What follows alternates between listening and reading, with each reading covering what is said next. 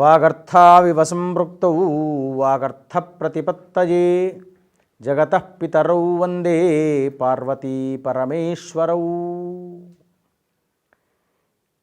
మాఘమాసంలో అప్పుడే మనం 4వ రోజుకు చేరుకున్నాము. మాఘస్నానం పూర్తి చేసుకున్నాము. మాఘ పురాణ పఠనం అనేటువంటిది మనకు తెలిసిన 4 విషయాలు మనం చెప్పుకోవడానికి ప్రయత్నం చేద్దాం. అలా వశిష్ఠ దిలీపుల వారి యొక్క ఉభయుల యొక్క సంవాదాన్ని గురించి ఇప్పుడు ఈ యొక్క 4వ రోజు కథలో మనం తెలుసుకుందాం. ఋషిరౌవాచ ఏవం తిష్టంతి రాజేంద్ర ద్విజేస్వాశ్రమవాసిని అవతీర్యాగతౌ శైలాద్ ద్వౌ విద్యాధర దంపతి. ఆ మహర్షుల వారు ఈ విధంగా పలికారు. ఓ రాజా, భృగు మహర్షి ఆశ్రమవాసులైనటువంటి బ్రాహ్మణులతో ఈ ప్రకారంగా వారితో నివసించేటువంటి సమయంలో ఆ బ్రాహ్మణులతో పాటే విద్యాధర దంపతులు ఇరువురు కూడాను ఆ పర్వతము నుండి దిగి వారి వద్దకు వచ్చారు. వచ్చేసేసి మిక్కిలి దుఃఖముతో బాధపడిపోతున్నారు. ఆ దంపతులు ఇద్దరు కూడాను బాధపడిపోతూ ఉంటే ఆ మహర్షి దగ్గరికి వచ్చేసి ప్రణమిల్లేసి నమస్కారం చేసుకునేసి సాష్టాంగ ప్రణమిల్లేసి అప్పుడు వారిద్దరికి కూడాను ఏమిటి మీ ముఖ కవళికలు చూసినట్లయితే చాలా వ్యాకుల చిత్తులుగా కనబడుతున్నారమ్మా, ఏమిటి బాధ ఏమిటి అని ఆ మహర్షుల వారు వారిని అడిగారు. అడిగేపాటికి ఆ విద్యాధరులు ఇరువురు కూడాను ఎందుకు మీరు ఇంత అత్యంత దుఃఖులుగా ఉన్నారయ్యా అంటే, మీకు ఇష్టమైనట్లయితే మీకు చెప్పాలనుకుంటేనే చెప్పండి, లేనట్లయితే ఏమీ లేదు, ఎందుకంటే సాధ్యమైనంత వరకు నాకు తోచిన సహాయం నేను చేయడానికి నేను ప్రయత్నం చేస్తానయ్యా అన్నారు. అప్పుడు అన్నారు కదా, అయ్యో మీరు ఆ మాట అడగడం ఏమిటి, మేము చెప్పకపోవడం ఏమిటి, మీరు మహా తపస్నిష్ట సంపన్నులు, మీరు మీ చెంతకు వస్తే మా యొక్క బాధ నివారణమవుతుందనే ఉద్దేశంతో మీ చెంతకు వచ్చామయ్యా, మీరు ఎన్నో పుణ్యకర్మలు చేసుకుంటే కానీ ఈ విధంగా ఋషీశ్వరులయ్యారు, ఎంతో తపోనిష్ఠా గరిష్ఠులు, కాబట్టే మీ చెంతకు వచ్చామయ్యా అన్నారు. మా దుఃఖానికి కారణం ఏమిటయ్యా వినమయ్యా అన్నారు. పుణ్యకర్మలు చేసినందువల్ల నాకు స్వర్గలోక సంప్రాప్తి లభించినది, కానీ దేవశరీరము లభించినప్పటికి కూడాను నాకు ఈ యొక్క వ్యాఘ్రముఖం అనేటువంటిది వచ్చిందయ్యా, సంప్రాప్తించింది.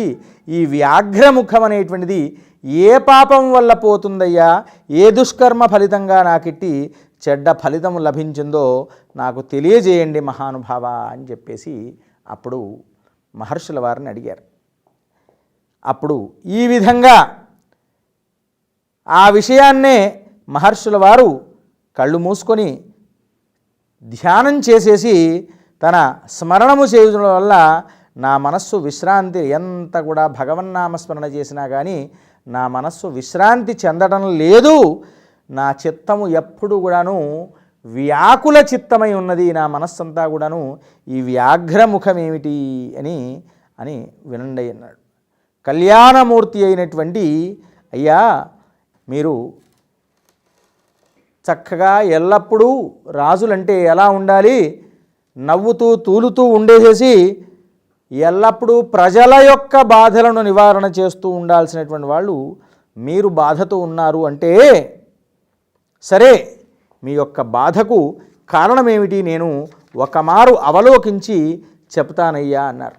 అప్పుడు అన్నాడు కదా, అయ్యా మీరు అనేక ప్రకారములుగా విభిన్నమైనటువంటి కార్యాచరణల వల్ల మీరు కొన్ని పాపములు చేయుట వల్ల, విభిన్న వక్రగతుల వల్ల నిష్ణాతులైనటువంటి ఆమె పంచమస్వనమును విని సంతుష్టుడైనటువంటి మహాదేవునికి రోమాంచితమైనదయ్యా, అందుచేత ఆ శివరూపుడు మిమ్ములను ఈ విధంగా వ్యాఘ్రముఖుడుగా చేశాడయ్యా అని చెప్పాడు.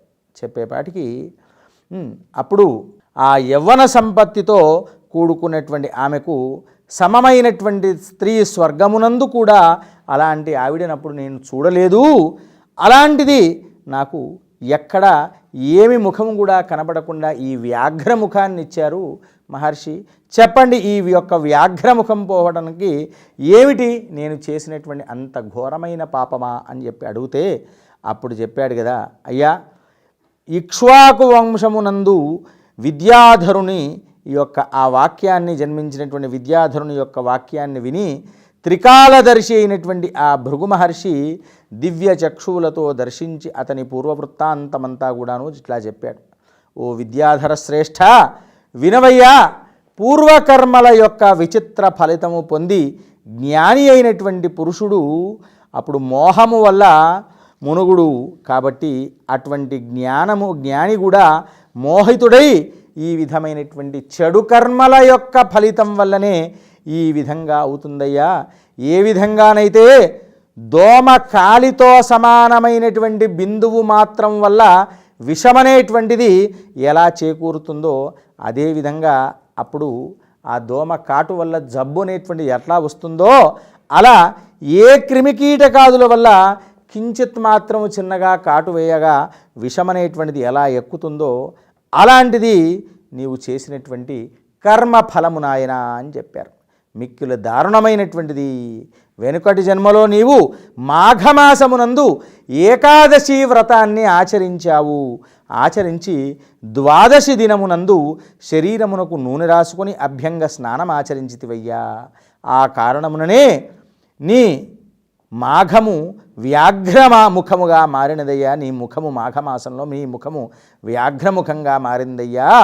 పవిత్రమైన ఏకాదశి దినమందు ఉపవాసము చేసి పురూరవుడు కూడా పూర్వము ఇట్లనే ద్వాదశి దినమందు తైల సేవనం చేశాడు. ఆ కారణమనే అతని దేహము కూడా కురూపమైనది. పురూరవుడు కూడా తన దేహమును కురూపమవటం చూసి అతని చిత్తము మిక్కిలి ఖేదించుకొని అప్పుడు అతను కూడా ఆ పర్వతరాజమునందు సమీపమును గల సరోవర తీరానికి వెళ్ళేసి ఆ పరమ ప్రీతిపూర్వకంగా స్నానము చేసి పతివ్రతుడై కుశాసనముపై కూర్చునేసి సమస్త ఇంద్రియాలను కూడాను నిగ్రహించి సనాతన నీలమేఘశ్యాము వలె నొప్పుచూ శ్యామలవర్ణుణ్ణి కమలముల వంటి ఆ విశాలమైనటువంటి నేత్రములు కలిగిన మహావిష్ణువును ఆరాధించాడయ్యా. శంఖచక్ర గదపద్మ వనమాల విభూషితుండైనటువంటి ఆ మహావిష్ణువుని వారి హృదయ పద్మములను నిలిచి ధ్యానం చేయడం వల్ల ఆ పురూరవ మహారాజు 3 మాసములు ఆ పర్వతమునందు నిరాహారుడై దారుణంగా తపస్సు చేశాడు. అలా ఆ పురూరవుడు పూర్వము 7 జన్మల యందు కూడాను ఆ రాజు విష్ణు ధ్యాన చిత్తుడై ఇప్పుడు అల్పమైనటువంటి 3 మాసములు తపస్సుకే సంతుష్టుడైనటువంటి వాడు శ్రీహరి ఆ రాజు యొక్క యోగ్యమైన తపస్సుకు మెచ్చుకొని మనస్సును స్మరించుకొని అనే ప్రత్యక్షమైపోయి మకర సంతృష్టుడై రవి సంక్రమణము రాజు మాఘశుద్ధ ద్వాదశి నాడు ఆనందముతో ఆ దేవదేవునికి శంఖోదకముతో అభిషేకము చేసి సంతుష్టుని చేసినందువల్ల ఆ వాసుదేవ భగవానుడు తైలాభ్యంగన చేసినటువంటి ఆ దోషాన్ని నివారణ చేసి అతనికి అంత్యమును ఆ సుందర మనోహరమైనటువంటి రూపాన్ని ఇచ్చాడయ్యా. కాబట్టి నీవు కూడా ఈ మాఘమాసంలో ఏకాదశి వ్రతము ఆచరించావు, కానీ ద్వాదశి రోజు తైలాభ్యంజనం చేయకూడదు నాయన. అలాంటిది చేసావు నువ్వు.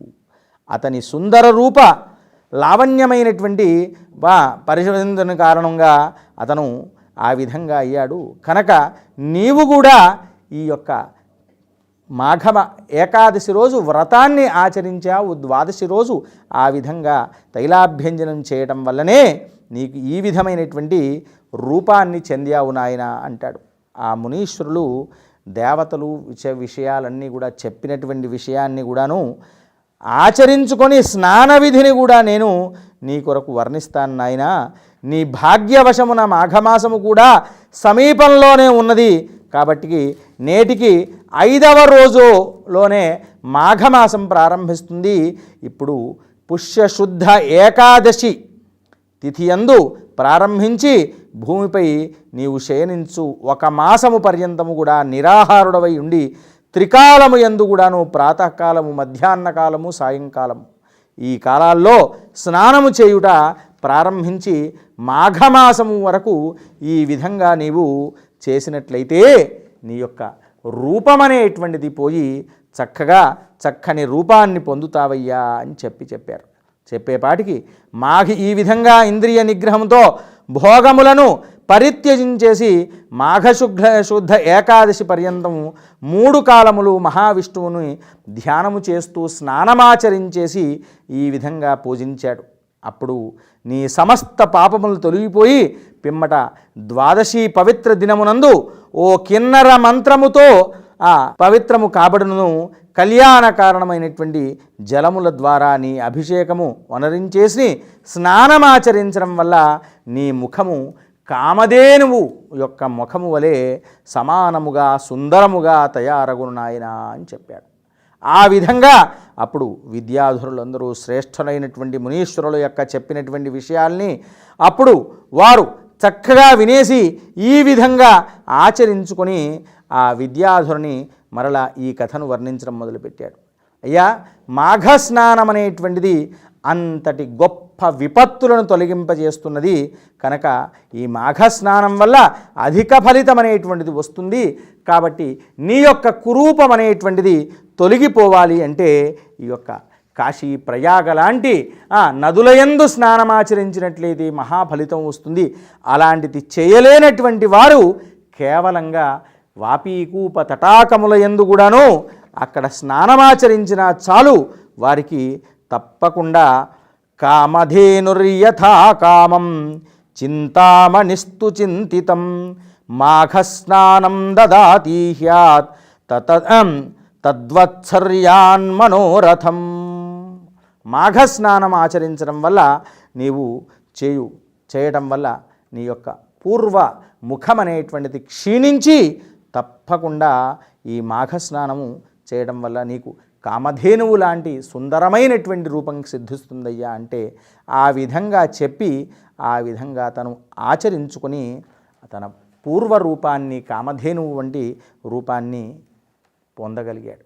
అంటే ఇక్కడ చెప్పడం విషయం ఏమిటయ్యా అంటే మాఘ స్నానం వల్ల చేసేటువంటి వారికి ఆయువు వృద్ధి, ధన సంపత్తి మరియు మంచి భార్య కూడా కలుగుతుంది. ఎందుకంటే జీవితంలో చూడండి, మనకు కావలసినటువంటి ప్రధానమైన విషయాలు మంచి ఆయుస్సు, మంచి ఆరోగ్యము, అంతేకాకుండాను మన జీవిత భాగస్వామి కూడా చక్కనిది లభించడం. ఎందుకంటే తాను కోరుకున్నటువంటి భర్త యొక్క కోరికను నెరవేర్చేటువంటి భార్య దొరికింది అంటే అంతటి కన్నా ఐశ్వర్యవంతుడు, అదృష్టవంతుడు మరొకడు లేడు.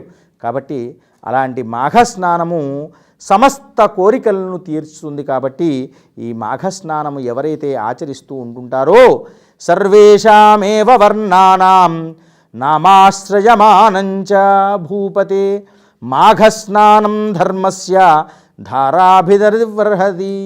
ఈ మాఘస్నానం అనేటువంటిది ఎవరైతే ఆచరిస్తూ ఉంటుంటారు నాయన, అలాంటి మాఘస్నానం ఆచరించి ఎవరైతే దానము చేస్తూ ఉంటుంటారో కమండలు దానము, అలాగే చెప్పుల దానము, ఇలాంటివి గొడుగు దానము, ఇలాంటివి మాఘమాసంలో ఎవరైతే చేస్తూ ఉంటుంటారో ఈ చాతుర్వర్ణ్యాల వారు కూడా ఈ యొక్క స్నానాన్ని ఆచరించుకోవచ్చు నాయన. కనుక ఈ వ్రతాన్ని నీవు ఆచరించుకోవడం వల్ల నీకు ఈ విధంగా నీ పూర్వరూపం అనేది ఎలా సిద్ధిస్తుందో అలానే నీ రాజ్యంలో ఎవరైనా కూడా దోషాదులు చేయటం వల్ల వారికి నివారణ అవటం కొరకు ఈ మాఘస్నాన ఫలితాన్ని చెప్పనాయన అంటే విద్యాధరుని గురించి ఇన్ని విషయాలు ఆ భృగు మహర్షి వారు చెప్పారు. ఆ చెప్పడం చేత అప్పటి నుండి వారు ఆచరించుకొని ఆ యొక్క స్నానమాచరించి తన పూర్వపు రూపాన్ని పొంది సుఖ సంతోషాలతో ఉన్నారు. అలా మనము కూడా మాఘస్నానము తప్పకుండా ఆచరించాలి. నెల రోజుల పాటు ఆచరించలేని వారు కనీసం 12 రోజులైనా లేదా 6 రోజులైనా కనీసం 3 రోజులైనా మాఘమాసంలో స్నానం ఆచరించుకొని దాని యొక్క ఫలితాన్ని పొందాలి. అలాగే ఇక మనకు వచ్చేటువంటిది మాఘమాసంలో పంచమి రోజు ఆ యొక్క సుందోపసుందుల యొక్క కథను, వధ, వారి యొక్క దాని ఫలితం ఏమి వస్తుంది అనే దాని గురించి చెప్పుకుందాం. అలాగే మాఘ పంచమి అంటేనే దాన్ని శ్రీ పంచమి అంటుంటాము. ఆ సరస్వతీ తల్లి యొక్క పుట్టినరోజు. ఆ రోజు మనకు అనేక రకాలైనటువంటి శుభకార్యాదులన్నీ కూడా జరుపుకుంటూ ఉంటాము. విద్యాప్రాప్తి, విద్యారంభము ఇవన్నీ కూడాను ప్రారంభించుకుంటూ ఉంటాము. కొందరికి చక్కగా ఆ రోజు నుండి వేదాధ్యయనం ప్రారంభం చేస్తుంటారు, శాస్త్రాధ్యయనం ప్రారంభం కూడా చేస్తూ ఉంటారు పెద్దవాళ్ళైనటువంటి వాళ్ళు. ఇలాంటి వారు అనేక విషయాలు మనకు ఆ రోజు అంత శుభప్రదమైనటువంటి ముహూర్తము, అలా అదే రోజు ఉపనయనాదులు కూడా చేస్తూ ఉంటారు. అంటే ఆ రోజు ఈ సమయంలో చేయాలి, ఈ సమయంలో చేయకూడదు అనేటువంటిది అలాంటిది ఏమీ లేదు. అంతటి శుభప్రదమైనటువంటి ముహూర్తము. అలాంటి ఆ యొక్క శ్రీ పంచమ వైశిష్ట్యాన్ని కూడా మనం మరుసటి రోజు రేపటి కార్యక్రమంలో చెప్పుకోవడానికి ప్రయత్నం చేద్దాం. స్వస్తి ప్రజాభ్య పరిపాలయంతాం న్యాయేన మార్గేణ మహిమహీషాః. గోబ్రాహ్మణేభ్యః శుభమస్తు నిత్యం. లోకాః సమస్తాః సుఖినో భవంతు. ఓం స్వస్తి.